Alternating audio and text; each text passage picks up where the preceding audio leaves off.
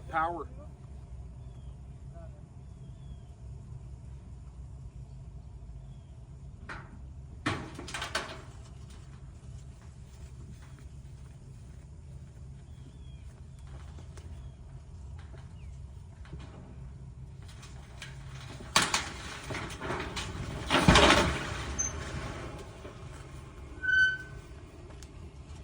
I'm happy jealous for my good friend Anthony from Specialty Motor Cars. He just bought this yesterday. It was kind of from my peer pressure, my encouragement, because I'm the flood car lover. Anthony not as much, but he listened to me on this one, and we'll see if he regrets it or not. He definitely paid up for it, but compared to what this would have been not flooded, he got a screaming deal, but there's definitely some risk. He didn't pick this thing up for scrap like I do with most of my flood cars, and I'm buying them at scrap value. So bear with me, I'm exhausted. I had an all-nighter working on cars. Got tight. You know how projects can start as an easy thing, turns into an all-night thing after a couple of broken bolts. It's one of those nights, so bear with me. I'm not firing on all cylinders. So Anthony won this yesterday. Had it delivered. It was from the sublot that's closest to me with all the flood cars, so it was easy to get the thing over here. This is the newest vehicle on my property, and of course it doesn't belong to me. A 2012 Explorer Express van. Now Explorer is like the Rolls Royce, the top dog. If you're into vans like we are, this is the one you want. Now, this is more of like I'm driving across Florida. I'm driving across the country with my family, but we're gonna probably stay in a hotel kind of van. Whereas this right here, the Road Track, this is like the top dog of I'm gonna sleep and shower and eat in my vans. Anyways, let's cut right to the chase, take a look at this thing. We'll look around it first, and then I'm gonna get inside. And I know it's got power. You heard me say in the clip of it getting unloaded off the truck that I heard the ding ding, the GM key ding. This was like this on the COPART listing. This is a step. All the Explorer vans have had this for decades, and it's just so you can step up and, I don't know, get higher access to nothing. If you wanted to, you can get a replacement, although I'm sure he'll probably just put a Specialty Motor Cars plate on the front. We got Michelin tires with these beautiful wheels, and they've got all right tread. This is a two-owner. Hey, you know what, though? They're cracking a little bit on the sidewall. Sorry, Anthony. I hope he doesn't regret buying this, because like I said, I was the peer pressure that made it happen. 2015 date code. So right off the bat, Anthony's looking at getting some tires for this thing, especially to be doing trips with it. What do we got in the back? Same tread, same age. Yep, so it was a matching set all around. So the rest of the body looks good and straight on it. The paint looks all right. A little bit of clear coat peel on the hood. It's pretty typical with these vans. These are painted by Explorer. This is not factory paint. This is not factory cladding. All this is done by Explorer, and that's why I say they're like the Rolls Royce of these conversion vans. And they've stood the test of time. A lot of the other conversion van companies are long gone, went out of business. But Explorer van is still here, still making these vans. You can buy these today. Hoovy has one. I think he bought it new or very close to new. So you can see Clearwater Beach. That's where this thing was flooded. And we don't know how deep it was in terms of the water line. There was no water line. Well, they showed it in the pictures, but you couldn't see.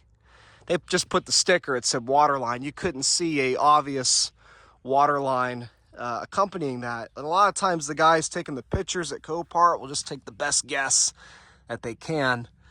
The frame here, let me see, get on my driveway here.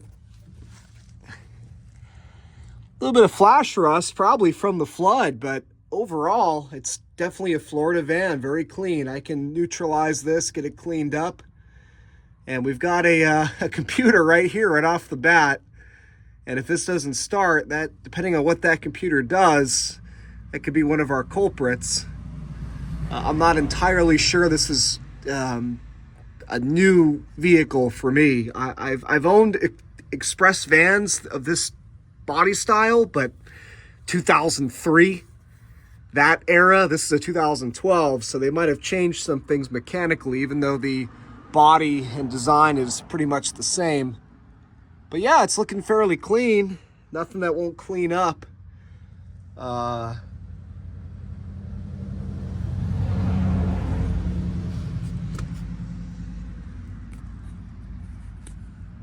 There's that oil filter. Everything's nice and easy access. So if I got to do an oil change to try to get this thing running, it won't be such a big deal. So the transporter had already opened this up to be able to get it off the trailer.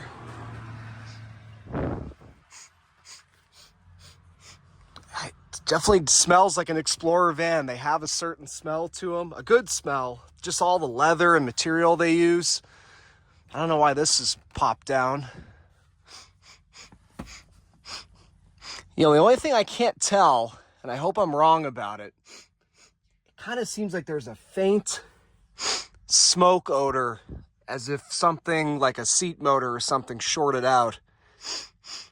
And I hope not, because that would tell us that the water was pretty high. I actually think I see our water line here. I do see it. So, not terrible, actually, about what him and I were thinking. We were, you know, we could see the Clearwater Beach sticker on the back. And so we were looking online everywhere, trying to figure out how deep the water was in that area. And that was about what we had thought, about 2 feet. And yeah, I mean, if I had to guesstimate, that's about 2 feet of water. But I definitely do smell something like a seat motor or something that's shorted out. Not horrible to smell, but something in here got cooked. Let's take a look.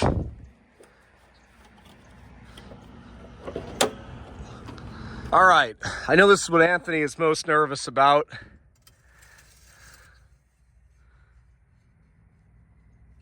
What a friggin' dipstick that is. That looks a little full, but a little overfilled, I should say. I'll have to wipe it and see for sure. I mean, I don't see any milkiness yet. Doesn't mean there isn't water. There certainly could be water. Based on that water line that I'm seeing, it would have come in through the exhaust manifolds or something, because through an exhaust valve, because it's not high enough to have come through that air box all the way up here. And those, where are those damn manifolds?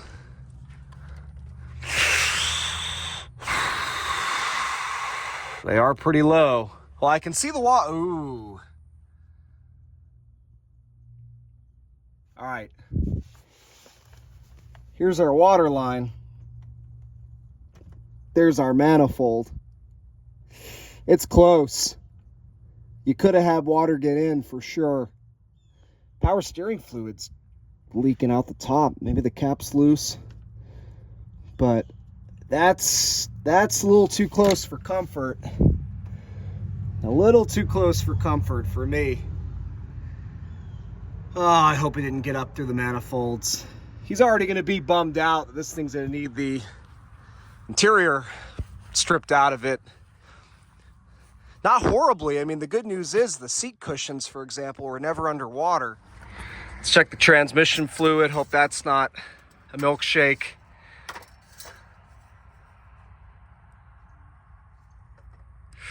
It's also looking a little bit high. Clean, but high. So again, we're taking these readings without the engine running, and you're not going to get the most accurate reading. I'm definitely going to have, based on what I'm seeing, I'm definitely going to have to drain the oil. To drain a little bit out at least before I try to turn this thing over. Because I think there could be some water in the engine. But to take some pictures of my findings here for Anthony. He's desperately waiting to know more as I'm sitting here filming. And we'll see what his reaction is to that water line. Definitely, you know, a little higher than anybody would hope for, but also being that this is a tall van, definitely could have been a lot worse. If you were to put that water line on my Buick, it would have been pretty close actually to what it was flooded. But let me get those pictures for Anthony, get his reaction, and then I'm gonna check the oil on this thing. Oil and oil only. Thank God. Thank God. Thank God. Thank God. Thank God. Thank God. Thank God. I can't tell you guys how relieved I am, because I really peer pressured Anthony to buy this for him. Did I want to buy it? Sure, but... All right, so I was just telling Anthony what I found, sent him some pictures, and he told me that the fuse box is underneath the driver's seat. Ah, yeah, there it is. That's not good. That thing was, I think, just about totally submerged. Yeah, at least the part with the fuses in it. So that might be the barbecue that I'm smelling a little bit of. Let me see if I can get that thing open. This might not be it's gonna run today type deal. Although it had power when the guy had his booster pack on it. My Buick, ooh, it smells getting stronger.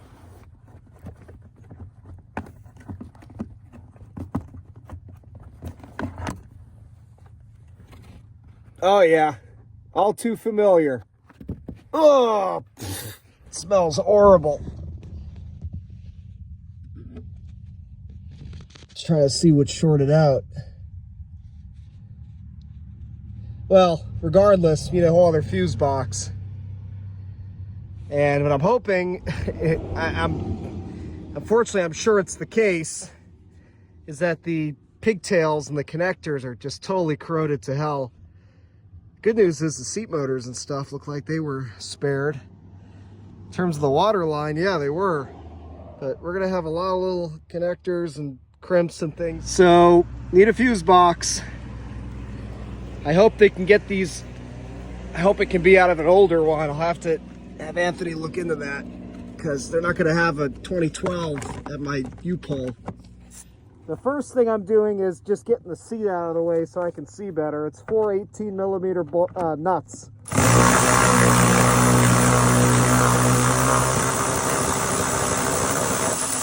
I broke them free with my regular ratchet. That's why they're just spinning right out. Want to get this up and then out of the way.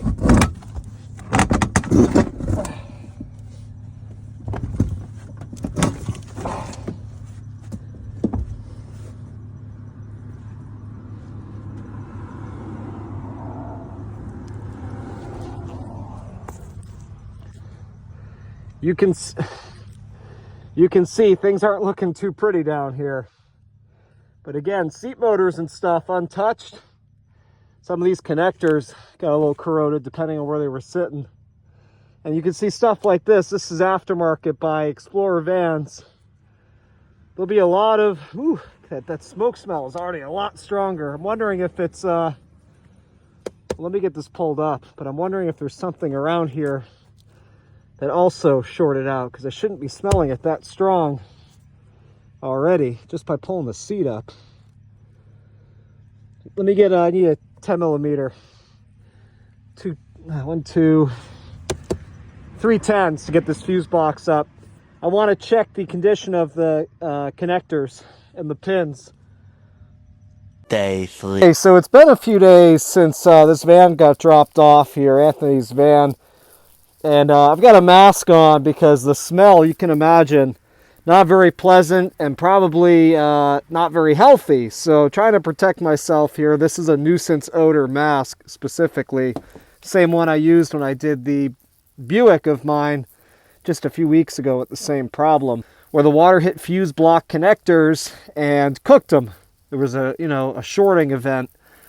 So I don't think I filmed this, but I got this at the junkyard. Somebody had already taken the fuse box out of a 2018 think it was the same year or 1 year older, a 2011. It was 1 year older Chevy van. So thankfully the connector I needed is the one that was still with the van. The other one was missing, but this is the one that got cooked. This one, I don't see any melting, maybe a little bit right there, but the good news is I took one of the engine harness for the engine bay fuse box connectors from that van because it's the same. The pinning isn't the same, but the connector is the same. I can move pins around. So my plan is probably to swap both of these. It will clip into the fuse box. I've already tested that. And Anthony rushed me a fuse box from eBay. That's for a 2012 Savannah or Express. I have that in my possession. And that's why I'm starting on this wiring here now that I have that fuse box to hopefully get this thing running in short order. I'm assuming this is the cause of it not running. I haven't ever tried to start it, but I want to address this first. So I'm going to do the same thing I did on my Buick because unfortunately this is 1 year older, this connector, and there's differences in the pinning. Some of the pins are different, some are the same. You can see, for example, right off the bat, you got a yellow wire down here that you don't, oh, you do have it on this one, but there is some differences. So I'm going to swap over the ones that are just corroded but not damaged, clean them up with a wire brush and some solvent. And then the ones that are damaged, where the wire is broken from the connector or it's melted like that, I will crimp and replace said wire and pin.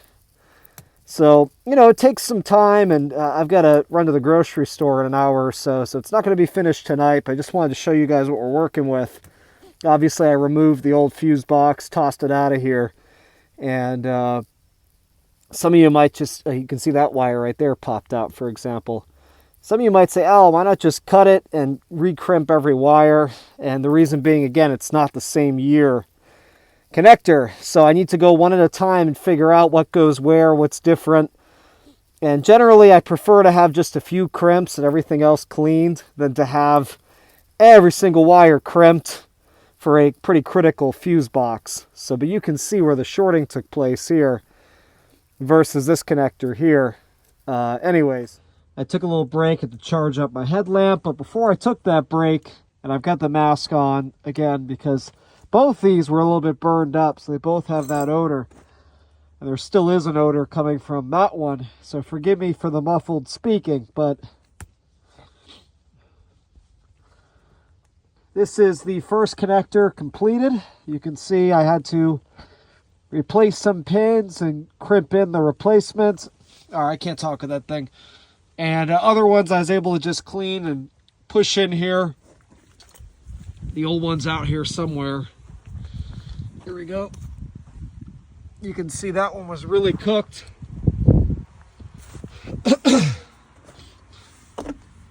Now I gotta take care of this one here. I don't film this because it's not complicated, it's just tedious. And it takes time. I just want to get this thing running.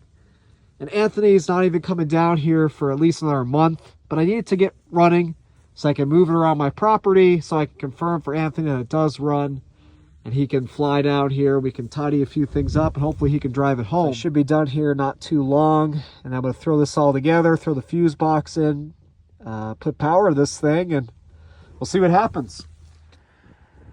Okay, the time has come. I'm a little bit nervous. This is not it's not really my fault. I had to work with what I had in terms of pins and crimps and scrap wire and stuff. It's a rat's nest. My recommendation to Anthony, don't tell Anthony I'm telling you guys all this right now. He'll see this hopefully when he's already driven this thing home out of my driveway. My recommendation would be just to get a new run of harness for this rear fuse box. Since it's so short, being a van and everything's very accessible, I don't think it'd be that big of a deal to change it out, especially when we end up stripping out the interior and stuff to clean everything. But for now, this was just the way to go, to just see if everything's going to work on this. I don't see any reason why anything wouldn't work. Just giving it a quick glance. If something isn't working that should be working, then I'll do a more in-depth look. The smell's a lot better in here. Probably most of the smell's coming from this, but I didn't want anything to touch the floor of the van and short out in the event that, you know, I mean, it shouldn't. Everything is crimped and tidy, but anyways, I put that there just in case. But just getting those two burned up connectors out of here, there's almost no smell. All right, so I've connected the battery back up. The battery's very dead, but I've got my booster pack here. I'm going to throw it on there. I've got a fire extinguisher. That's a problem. I've got a fire extinguisher ready. Let's see what happens. Hey, look at that.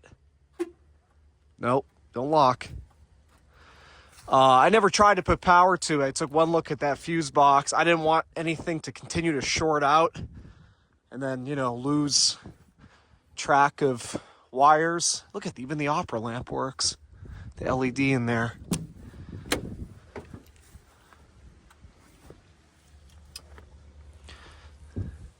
Just checking my work here, see if anything's smoldering yet. So I don't know what was working when COPART put power to this versus what's working now. Now, you can see I didn't reconnect any of the Explorer van wiring stuff. It's for all the accessories like the seats. And even then, a lot of the seat stuff is factory GM and they added their own stuff. I didn't hook any of that up just because, you know, the goal tonight is to see if this thing will run and not so much the minor accessories. We can work that stuff out later. We'll see if we hear a fuel pump. I don't know if I heard one, to be honest with you.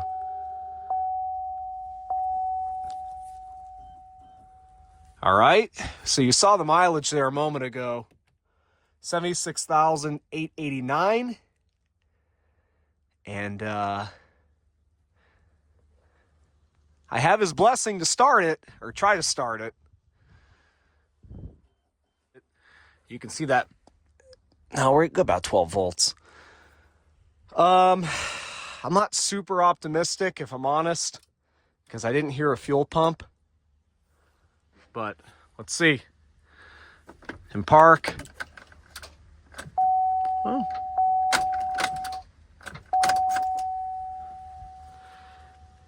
I'm thinking it might be a battery voltage issue and not an actual vehicle issue. I mean, we're already under 12 volts there on the gauge.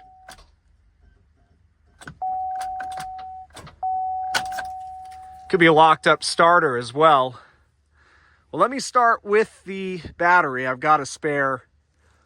And that battery had not even a volt. So even though it's all juiced up now, it might not be enough to crank it over. I'd be shocked if this engine's locked up. There was no water in the crankcase. I've switched the battery out, switched the terminals even, because the ones that were in the car were a little bit cross-threaded. So I wanted to make sure I had a real tight connection. And I got my booster pack on there. So my feeling is if this still doesn't crank, I don't think we've got a locked up engine. I think we've got a bad starter from the flood.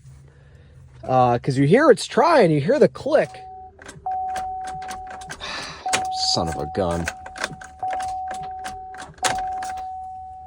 Okay, so it wasn't the battery.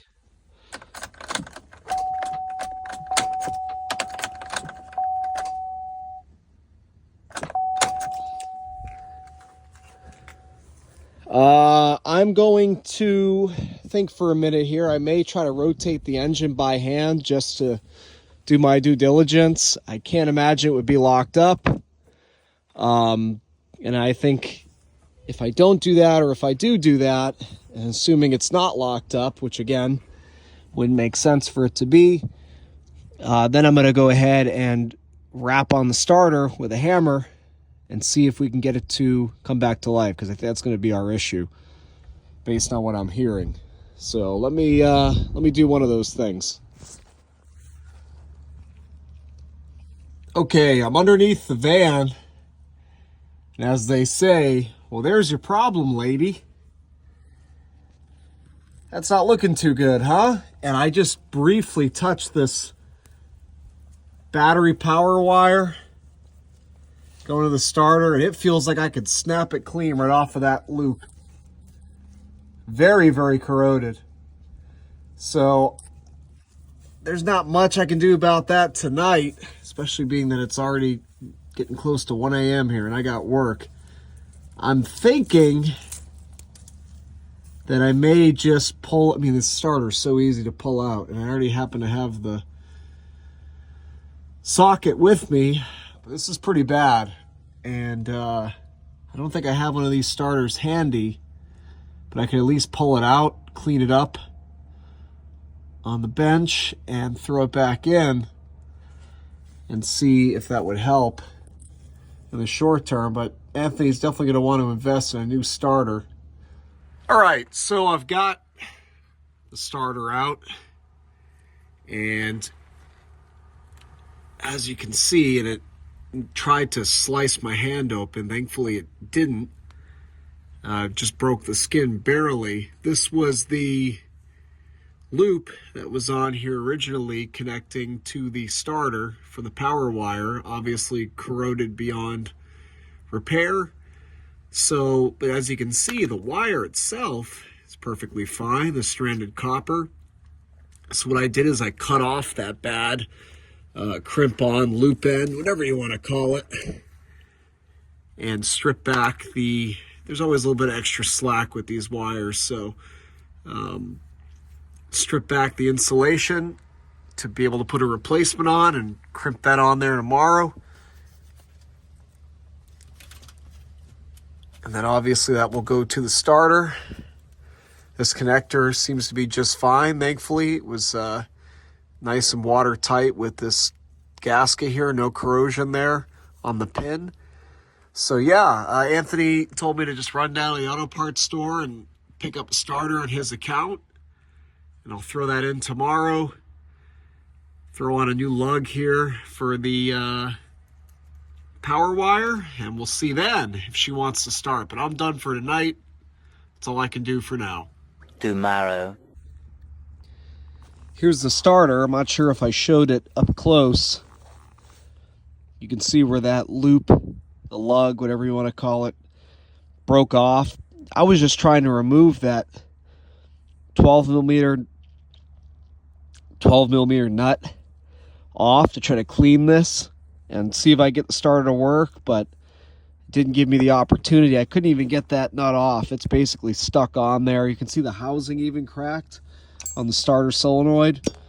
This thing is toast. So today, and I got a replacement starter. I also got a replacement lug for the end of the battery cable. You can see that I've put that on, crimped it, and taped it up real nice. Perfect size. I think it was 5/16 the hole on the lug. It was the perfect size for the stud on the starter. And you can see I've got it hooked up there to the solenoid with the locking ring. And yeah, everything's bolted in. It's a good thing I took this video because I almost forgot to put that little electrical connector back in, which, like I said, all right, I'm pretty nervous. I'm not gonna lie, it's not my car. And obviously I've been making all these calls. I let Anthony know what I think we should do. He trusts me. You know, regards if there's water in the transmission, I don't think so. You know, you just never know, but when I'm seeing the dipstick, it looks like what I'm used to seeing. Obviously, I don't see any water in the engine oil. I already checked that. But I'm still nervous. It's not my car. If this is my car, I'd be like, you know, gung-ho, let's fire her up. If anything goes wrong, it's not, that's my problem. But somebody else's money. This is Anthony's money. So, a little bit nervous. She's all hooked up. Let's see what happens.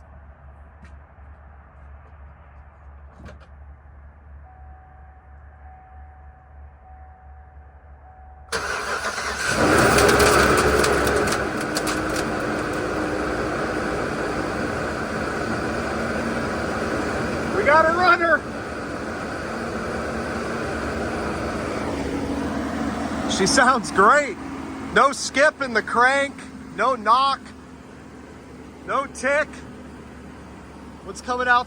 All kinds of stuff went flying off of the serpentine belt and the fan.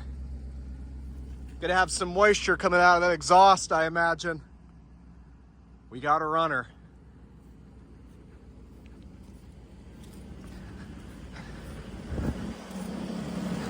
Now, as satisfying as it is that it's running, now that it's ran for, I let it run for a little bit longer, and I'm going to shut it off and check that transmission dipstick, make sure I don't see any white on there. We don't want to, if it does show some, I don't want to run it any longer, but we need to let it run for at least a minute and let it pump a little bit before we'd see a difference on that dipstick. Service airbag, well,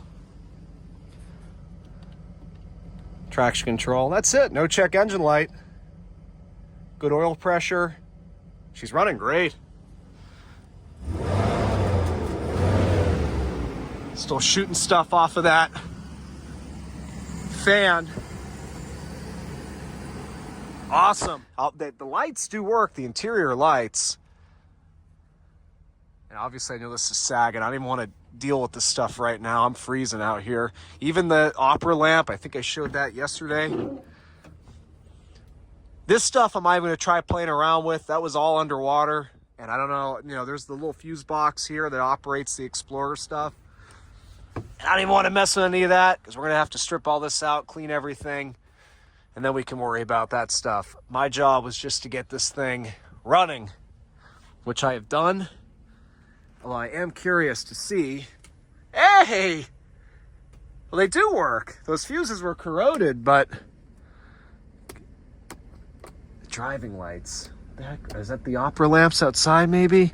Lower. Look at that. Unbelievable. It's all working. And this is probably that rear sunroof. If that, I don't know if that's just a fixed pane. I've never had one of these at one of those sunroofs. And I'm not touching that. This thing is just purring away. So I feel pretty good about taking this for a drive. I just got to pull it up to my garage and wash off the windshield. It's so filthy that I'm not going to be able to see anything. Look at, even this stuff is lighting up. So maybe it would work. Well, that wasn't underwater, but the Blu-ray player was. I got to take some pictures here for Anthony. Do I dare try the television? I'm old school. My TVs have buttons. How the heck do you have to use the remote? Blu-ray disc player, this would be the TV. If this TV turns on, well, the remote itself could just be dead.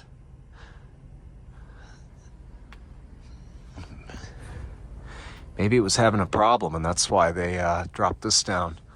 There's got to be a button on this thing.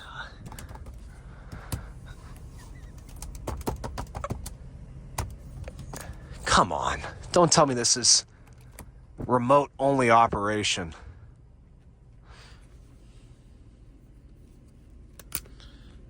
Well, that would explain it, huh? What does this thing take, AAAs? I've got some. Let me go get some batteries because I'm going to be blown away if this TV turns on.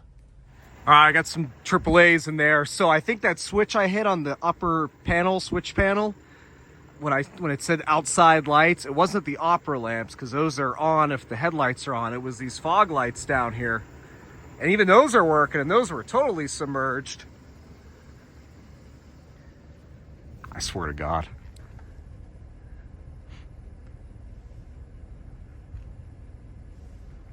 Well, maybe my prediction was right. And you might think, well, Al, why wouldn't it work? When it's way up here, because I imagine whatever controls it, be it a fuse down there, be it something in here, maybe the remote died in the flood. It looks like it didn't get flooded. All right, well, we're not going to have any gratification with the TV tonight. I figured I'd show you guys this thing moving. The brakes feel good, feel nice and strong. Here she goes. I took off that broken bumper step on the front. Hopefully none of my kitty cats are back there. Nope. And I checked transmission fluid level again after this thing ran for a while. I checked it running the correct way, and it's perfect. It's right on the money, the level, and there's no white whatsoever, no milkshakes. So I'm 100% sure there's no water in the transmission. I'd bet my life on it. All right, I'm going to wash that windshield off real quick, make sure I can see well. and take this thing for a spin. Obviously, I'll film and we'll make sure she goes through the gears, but everything's looking good. Oil pressure, voltage. My first time with it out in the road for real. All right, that was a nice smooth shift. This is what Anthony was worried about. Another nice shift. And when I say nice, I mean nice. As smooth as it should be. Look at that fresh fluid. It was just serviced. Beautiful. We're shifting perfectly. Sorry about the wind noise. I just want to keep the air. Here, I'll put the windows up a hair. There's still a bit of that odor, so I don't want to be trapped in it.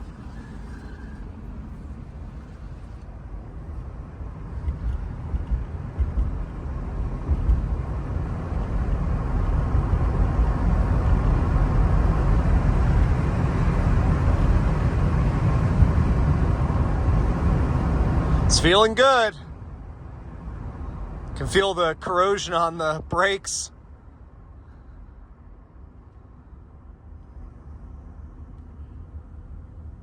But they seem to be cleaning up already. Oh, we got a blinker out. It is so cold tonight. What's the thermometer say there? 50 degrees. 50 for me. Look at that. No wonder my face is freezing. 50 for me, for those of you up in the Northeast, feels like 20 with my thin Florida blood. Yeah, this thing drives awesome. Steering's tight, feels like a 70,000 mile van. Brakes are strong. A little bit of pulsation. Like I said, it's going to have to work all that rust off. And you can see we got, I'm assuming the traction control light there is tied in with that ABS. Could be a wheel speed sensor or something from the flood. And then low tire pressure warning. But the tires, I mean, they're a little bit low, but not dangerously, maybe in the 20-ish PSI range. And then we got that airbag light, which is probably for me messing with the seat. But I don't recall even unplugging any of the airbag stuff, so the module under the seat might be shot.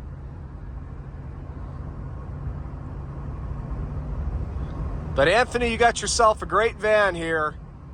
I am incredibly jealous, and it's a good jealous.